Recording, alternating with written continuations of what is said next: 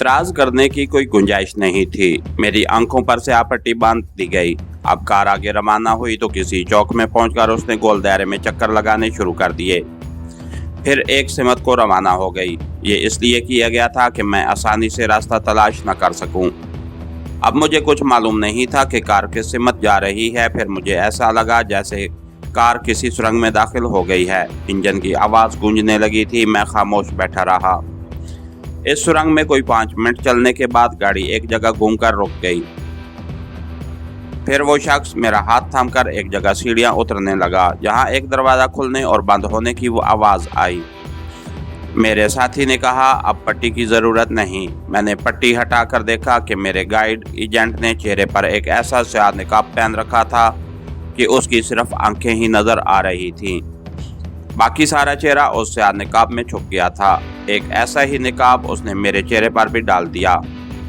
हम एक तंग राहदारी में चलने के बाद एक गोल कमरे में पहुंच गए। यहाँ वस्त में एक मेज़ थी। दीवार के साथ 4 कुर्सियां रखी थीं। एक गोल कुर्सी मेज़ के पीछे भी थी। मेरा साथी मुझे उस कमरे में छोड़कर चला गया। मैंने कमरे का जायजा लिया। दीवार में छत के करीब एक चौकट्टा लगा हुआ था, जिसमें से ताज़ा और ठंडी हवा अंदर आ रही थी।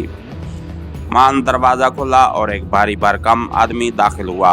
उसके हाथ में ब्रीफकेस था। उसने फौजी वर्दी पहन रखी थी, मगर कंधे पर ओहदे का निशान नहीं था। उसका चेहरा भी निकाब में छुपा हुआ था।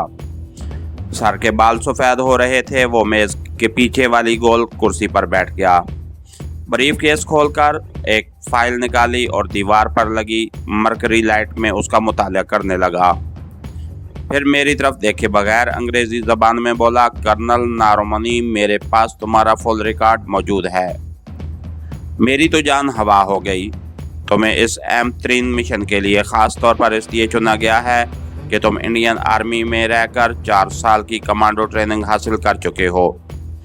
तुम्हें मुक्तिबानी के बेस में ढाका भेजा गया, जहां तुम्हारा रिकॉर्ड बड़ा शानदार रहा।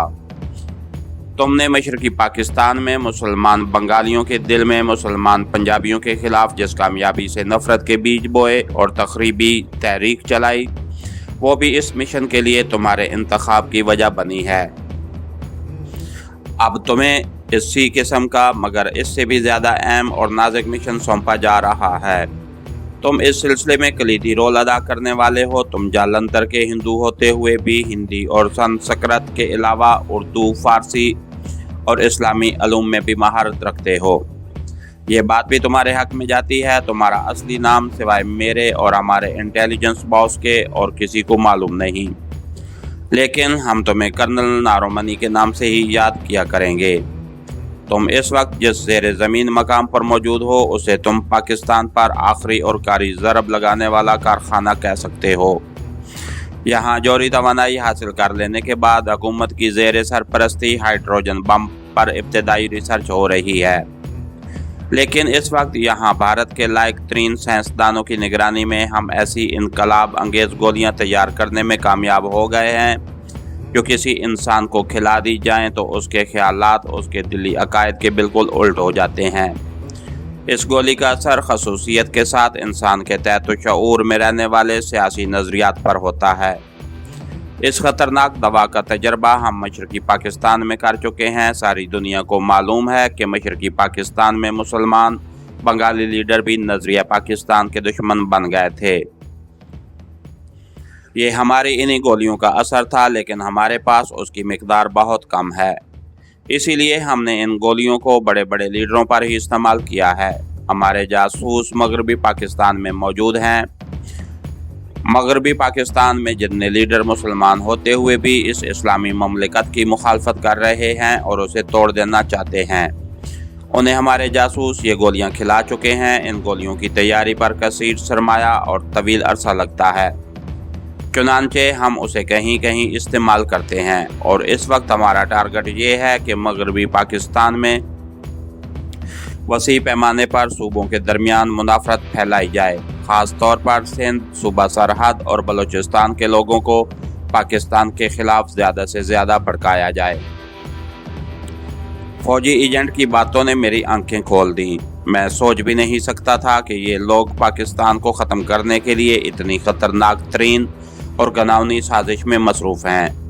फौजी एजेंट सुगार सुलगा कर कुर्सी से उठा और कमरे में टहलने लगा। मैं खामोश सर झुकाए बैठा था।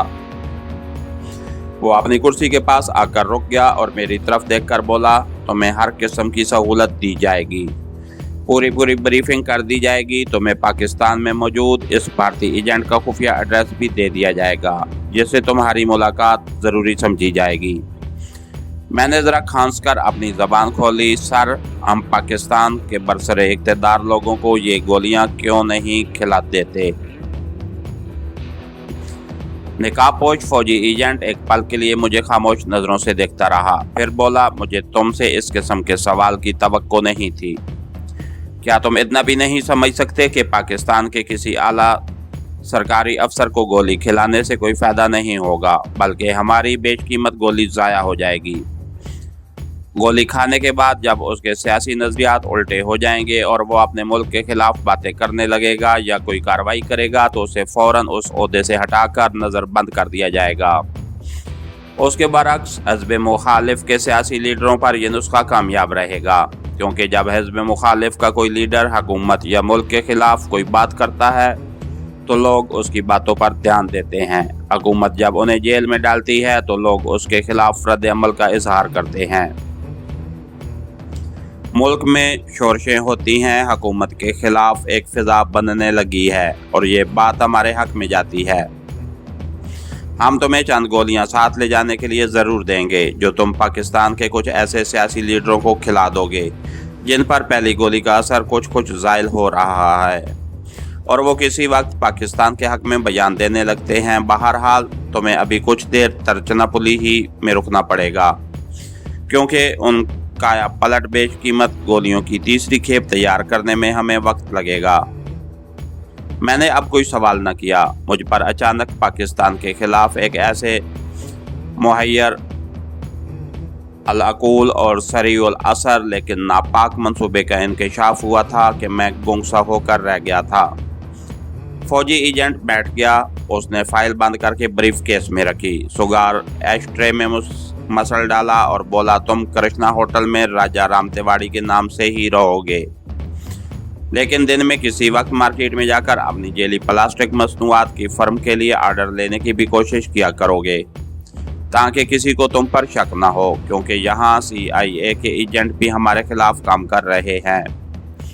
तुम्हारे खर्चे के लिए रकम तुम्हें कल रात तुम्हारे कमरे में पहुंचा दी जाएगी। उसने मेज पर अपने दोनों हाथ रखे और मेरी तरफ देखते हुए बोला, कर्नल नारोमनी, हमने इस नई हैरत अंगेज सेंसी ईजाद यानी काया पलट गोलियों का नाम V2 रखा है। जैसा कि तुम जानते होगे, V2 दूसरी जंग अजीम में जर्मनों का वो रॉकेट था जिसने लंदन शहर की ईंट से ईंट बजा दी थी। हम इस हथियार की मदद से वही सलूक पाकिस्तान के साथ करना चाहते हैं। मैंने यूं ही कह दिया, सर, क्या इस गोली का कोई तोड़ भी हमने दरियाफ्त किया है या नहीं? वो पत्थर के बुत की तरह मुझे तकने लगा। निकाब के पीछे उसकी निस्वारी आंखें लोमड़ी की आंखों की मानद चमक रही थी।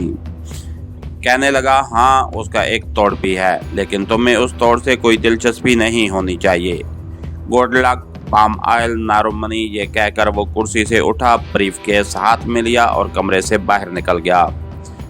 इसके साथ ही हमारी आज के एपिसोड का इख्तिताम हुआ। कहानीगर चैनल को लाइक कीजिए, सब्सक्राइब कीजिए और बेल आइकन को प्रेस कर दीजिए, ताकि हर आने वाली नई वीडियो आप तक बर वक्त पहुँच सके। शुक्रिया।